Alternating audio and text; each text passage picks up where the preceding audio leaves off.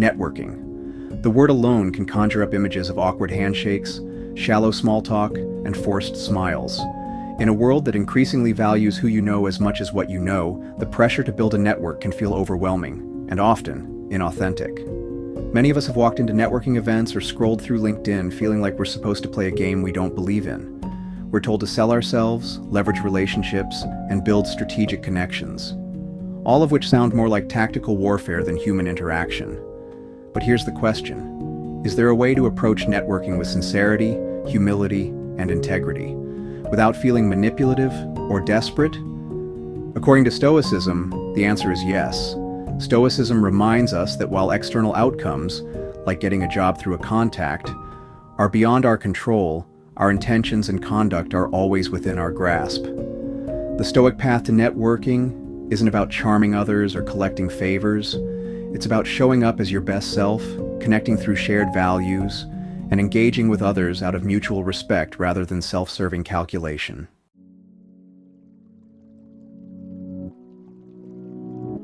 At its core, Stoicism teaches that virtue is the only true good, not wealth, status, or influence. Everything else is indifferent, not in the sense that it doesn't matter at all, but in the sense that it does not define your worth or character. Seneca wrote, "Associate with people who are likely to improve you." But just as importantly, he added, welcome those whom you are capable of improving. Networking isn't about climbing social ladders, it's about mutual growth. It's about surrounding yourself with people who help you live a better, more meaningful life, and offering them the same. So what does a Stoic relationship look like? Mutual respect over utility. The Stoic doesn't view others as means to an end. You don't connect with someone solely because they hold power or influence. Instead, you respect the individual, their values, and their character. A Stoic asks, what kind of person is this? Not, what can they do for me? Genuine curiosity over strategy. The Stoic is interested in people as people.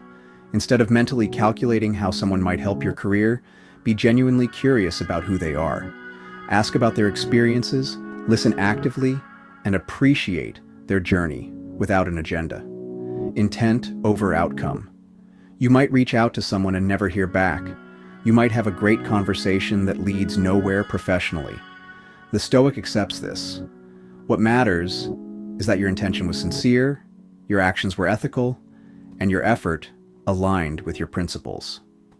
As Musonius Rufus said, to do philosophy is to learn how to act correctly, not just in public, but in private too. This applies directly to how we approach networking. Are you engaging with others with honor, or are you slipping into flattery and manipulation?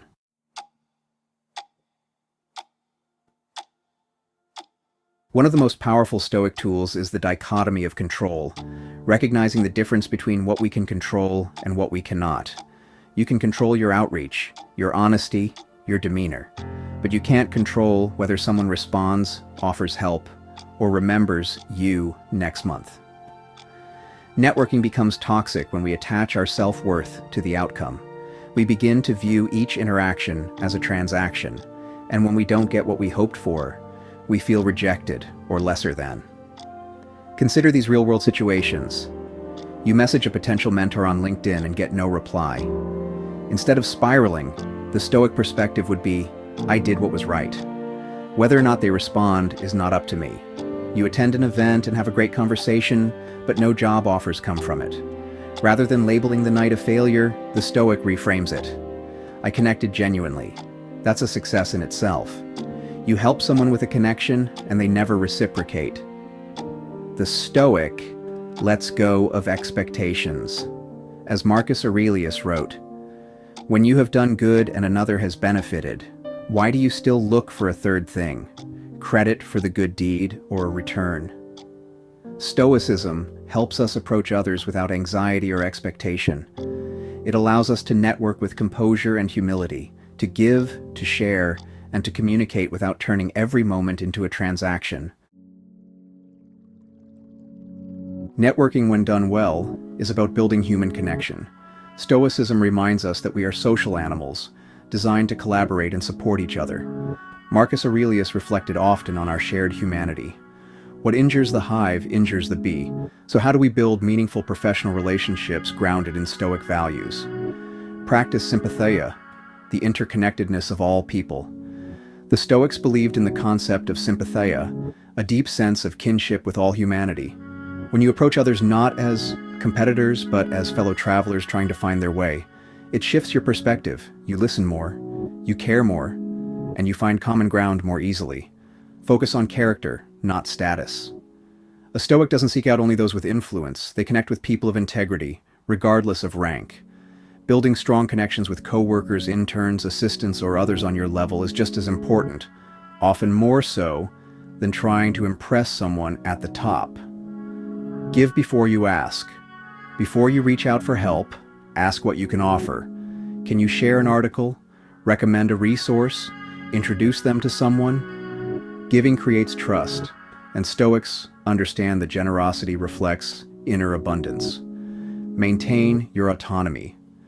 Never compromise your values just to gain favor. If a connection expects flattery or dishonesty in return, it's not worth pursuing.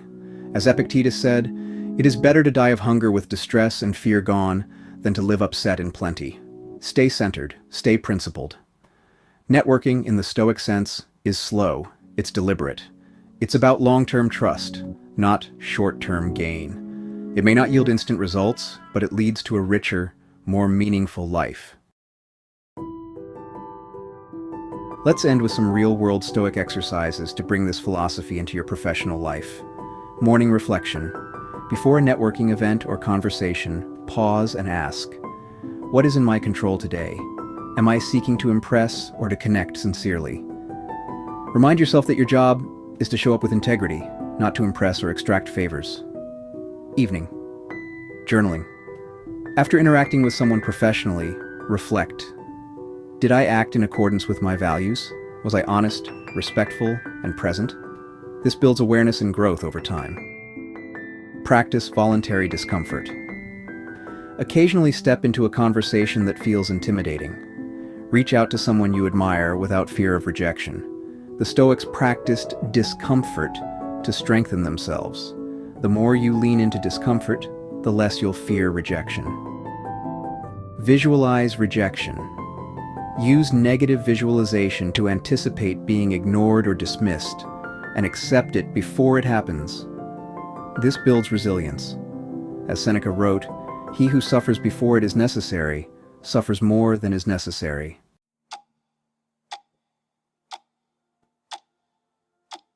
Connecting without losing yourself.